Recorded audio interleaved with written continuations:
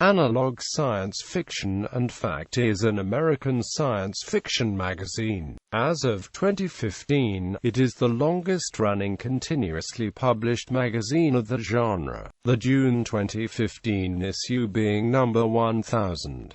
Initially published in 1930 in the United States as Astounding Stories as a pulp magazine, it has undergone several name changes, primarily to Astounding Science-Fiction in 1938, and Analog Science-Fact and Amp Fiction in 1960. In November 1992, its logo changed to use the term fiction and fact, rather than fact and amp fiction. It is in the library of the International Space Station, spanning 3 incarnations since 1930. This is perhaps the most influential magazine in the history of the genre. It remains a fixture of the genre today. As Astounding Science Fiction, a new direction for both the magazine and the genre under editor John W. Campbell was established. His editorship influenced the careers of Isaac Asimov and Robert A. Heinlein, and also introduced the Dianetics theories of L. Ron Hubbard in May 1950. Analog frequently publishes new authors, including then newcomers such as Orson Scott Card and Joe Haldeman in the 1970s, Barry B. Longyear, Harry Turtledove, Timothy Zahn, Greg Bear, and Joseph H. Delaney in the 1980s, and Paul Levinson, Michael A. Burstein, and Raj Navadra in the 1990s. One of the major publications of what fans and historians call the golden age of science fiction, and afterward, it has published much reprinted work by such major authors as E. Smith, Theodore Sturgeon, Harlan Ellison, Isaac Asimov, Robert A. Heinlein, A. E. Van Vogt, Lester Del Rey, H. P. Lovecraft, and many others.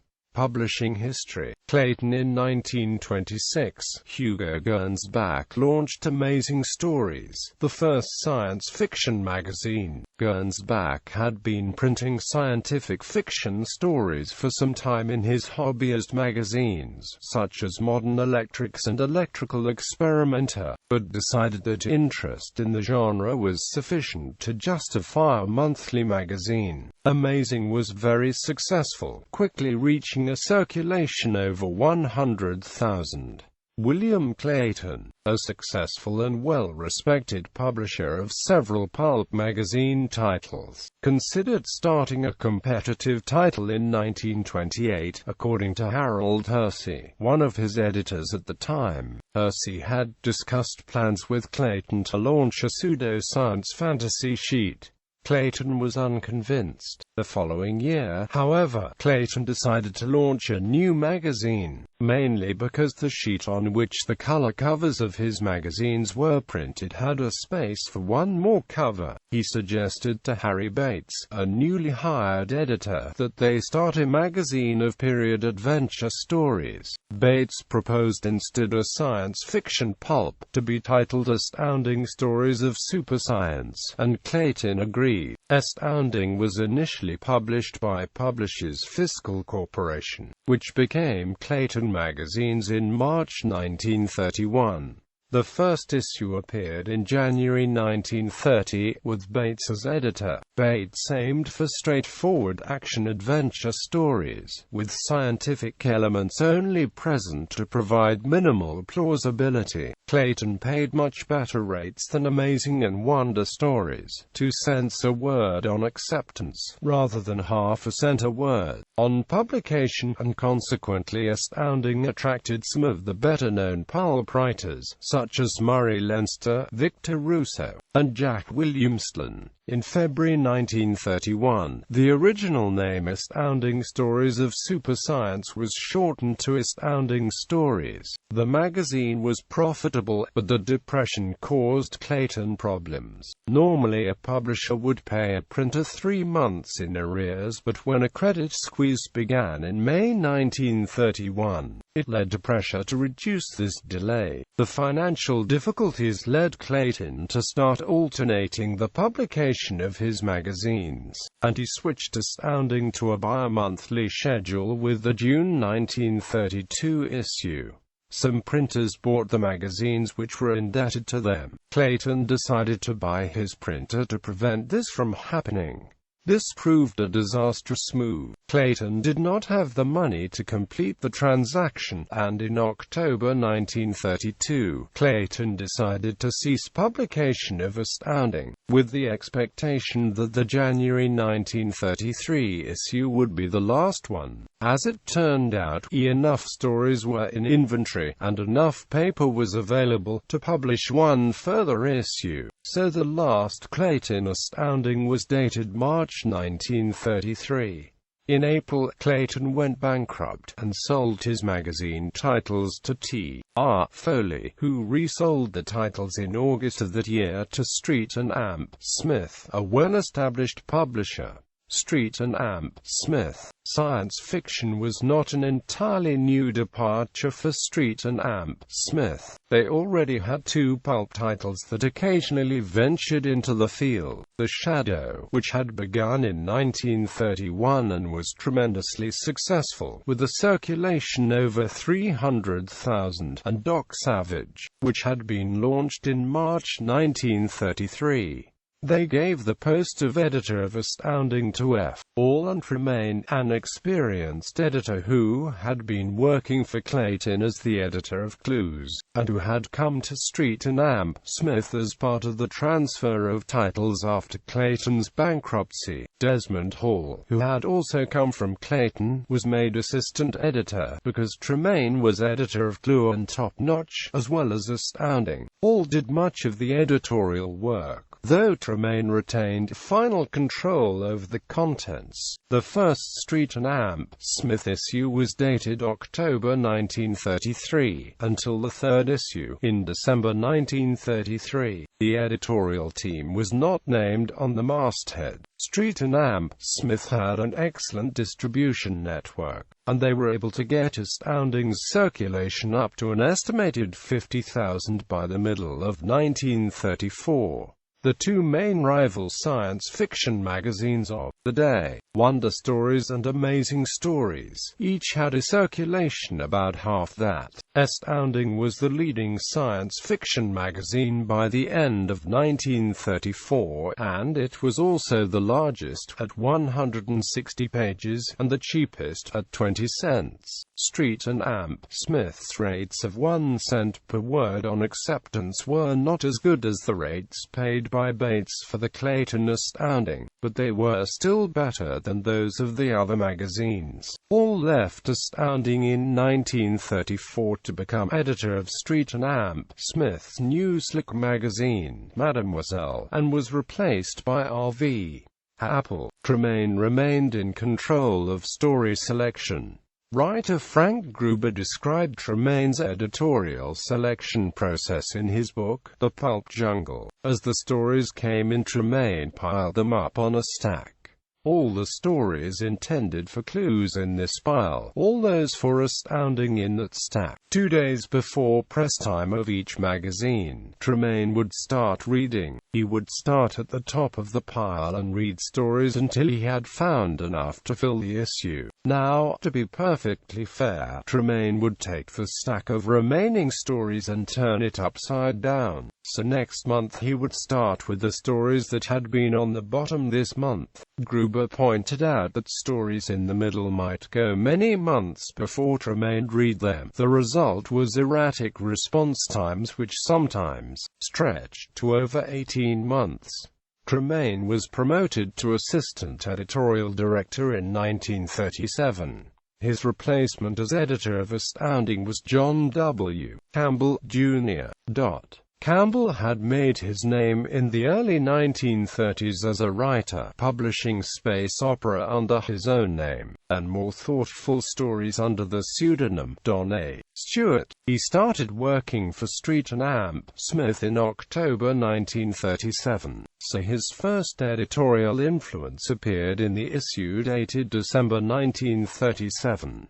The March 1938 issue was the first that was fully his responsibility. In early 1938, Street and Amp Smith abandoned its policy of having editors-in-chief, with the result that Tremaine was made redundant. He left on May 1, 1938, reducing Street and Amp Smith's oversight of Campbell and giving him a freer rein. One of Campbell's first acts was to change the title from Astounding Stories to Astounding Science-Fiction with the March 1938 issue. Campbell's editorial policy was targeted at the more mature readers of science fiction, and he felt that Astounding Stories did not convey the right image. He intended to subsequently drop the astounding part of the title as well, leaving the magazine titled Science Fiction. But in 1939 a new magazine with that title appeared. Astounding was retained, though thereafter it was often printed in a color that made it much less visible than the science fiction part of the title. At the start of 1942 the price was increased, for the first time, to 25 cents. The magazine simultaneously switched to the larger bedsheet format,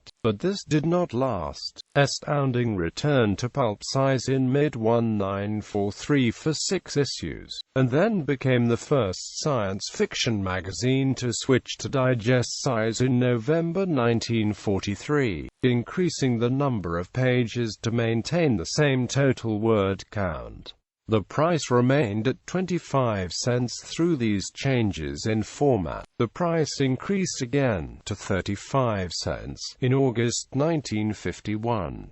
In the late 1950s, it became apparent to Street and Amp Smith that they were going to have to raise prices again. During 1959, Astounding was priced at 50 cents in some areas to find out what the impact would be on circulation. The results were apparently satisfactory, and the price was raised with the November 1959 issue. The following year, Campbell finally achieved his goal of getting rid of the word astounding in the magazine's title, changing it to analog science fiction. The in the title was often replaced by a symbol of Campbell's devising, resembling an inverted U pierced by a horizontal arrow and meaning analogous to. The change began with the February 1960 issue, and was complete by October. For several issues both Analog and Astounding could be seen on the cover, with Analog becoming bolder and Astounding fading with each issue.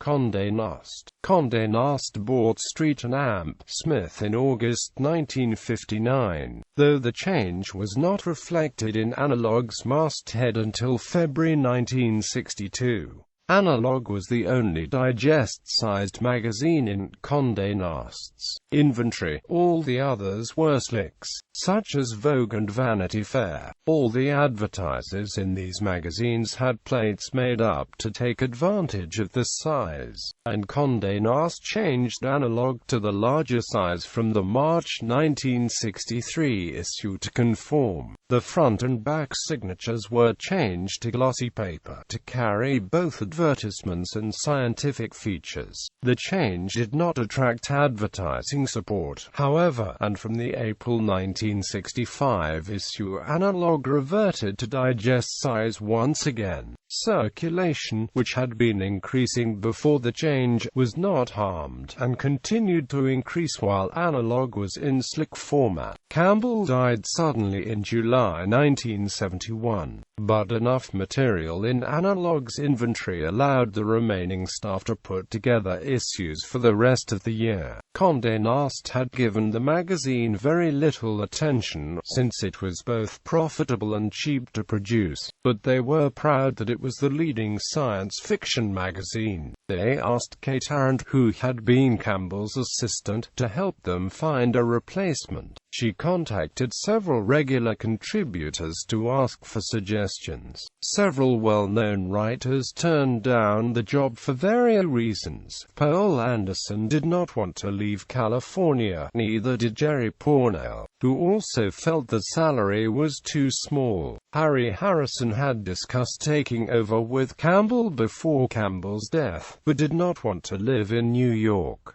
Lester Del Rey and Clifford E. Simak were also rumored to have been offered the job, though Simak denied it. Frederick Pearl was interested, but suspected his desire to change the direction of the magazine lessened his chances with Condé Nast. The Condé Nast vice president in charge of selecting the new editor decided to read both fiction and non-fiction writing samples from the applicants. Since Analog's title included both science fiction and science fact, he chose Ben Bova, afterwards telling Bova that his stories and articles were the only ones I could understand. January 1972 was the first issue to credit Bova on the masthead. Bova planned to stay for 5 years, to ensure a smooth transition after Campbell's sudden death. The salary was too low for him to consider remaining indefinitely. In 1975, he proposed a new magazine to Condé Nast management, to be titled Tomorrow Magazine. He wanted to publish articles about science and technology, leavened with some science fiction stories.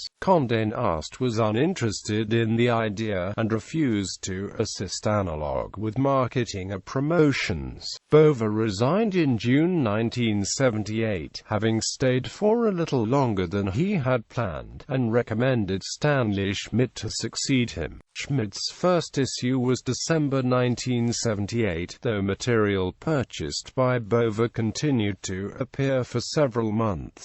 Davis Publications, Dell Magazines, and Penny Publications. In 1977, Davis Publications launched Isaac Asimov's science fiction magazine, and after Bova's departure, Joel Davis, the owner of Davis Publications, contacted Condé Nast with a view to acquiring Analog. Analog had always been something of a misfit in Condé Nast's lineup, which contained titles such as Mademoiselle and Vogue, and by February 1980 the deal was agreed. The first issue published by Davis was dated September 1980.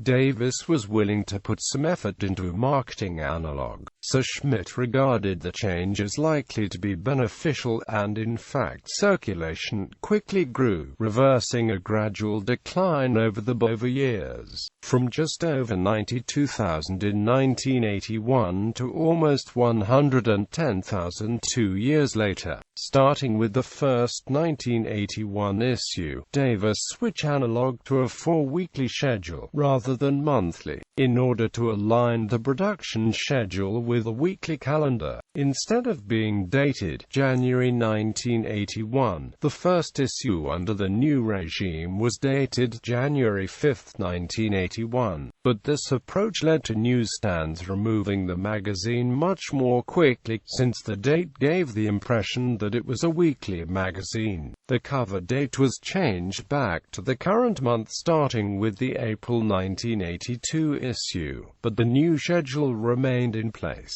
with a mid-September issue in 1982 and 1983, and mid-December issues for more than a decade thereafter. Circulation trended slowly down over the 1980s, to 83,000 for the year ending in 1990. By this time the great majority of readers were subscribers, as newsstand sales declined to only 15,000.